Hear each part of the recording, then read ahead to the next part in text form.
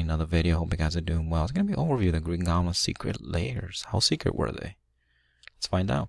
So Norman Osborn, aka the Green Goblin, quick facts, created by Stan Lee, Steve Ditko, iconic Spider-Man foe, the Green Goblin. Norman Osborn's a wealthy industrialist, head of Oscorp. We're going to see he's going to come in contact with the Goblin Serum, something that's going to give him enhanced abilities like healing and super strength. But it's also going to drive him insane. He's going to adopt the criminal identity of the Green Goblin. So the information from the Green Goblin layers I'm going to pull from Marvel Fact Files number 8.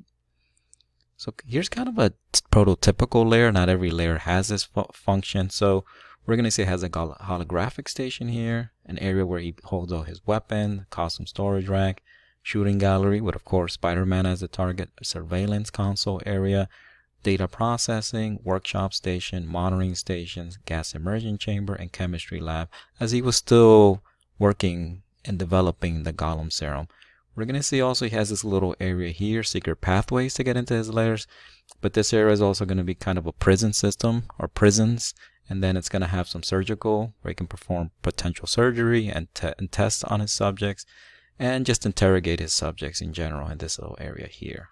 So these areas, as I mentioned in the previous slide, he has a large portfolio of these layers. They're sprinkled throughout New York City, and some of the notable ones are in the New York City waterfront, below New York City Broadway Theater, but there's many others connected to his properties and his estates. We're going to see that he's going to put, Norman Osborn that is, he's going to put security measures in place, booby traps, etc., to protect, basically to protect his research and his life's work. We'll see how successful he was with that. So we're going to see that Harry Osborn, his son, is going to discover one of his warehouse hideouts.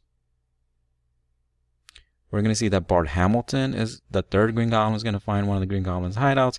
He's going to acquire this information from Harry Osborn through their therapy sessions, Bart Hamilton being a psychologist. We're going to see that the Hobgoblin is going to rise mostly because he learns some information about the Green Goblin's layers, and then he raids numerous Green Goblin layers. He's going to put them under his control.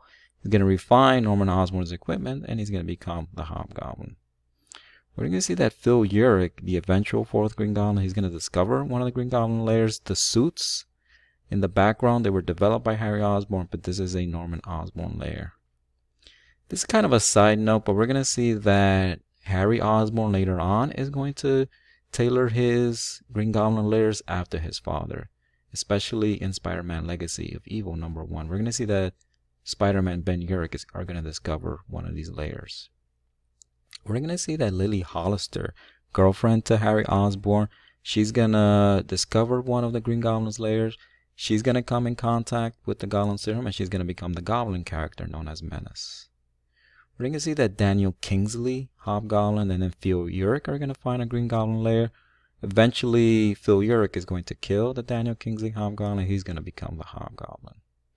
We're going to see that the Punisher is actually going to gain access to Osborn's layers, and he's actually going to repurpose the equipment. As you can see on the bottom, he's going to create basically a Punisher glider, and then pumpkin bombs repurposed with the Punisher logo.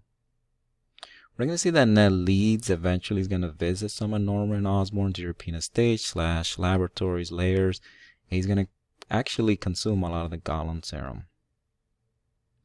So it has to be said, Norman Osborn's a bit of a hoarder. He has layers everywhere.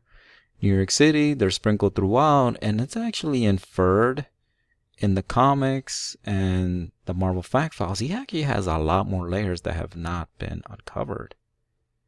So, final thoughts. These secret layers are the worst kept secret. It seems a lot of characters, not even superhuman characters, just go in and out of these layers.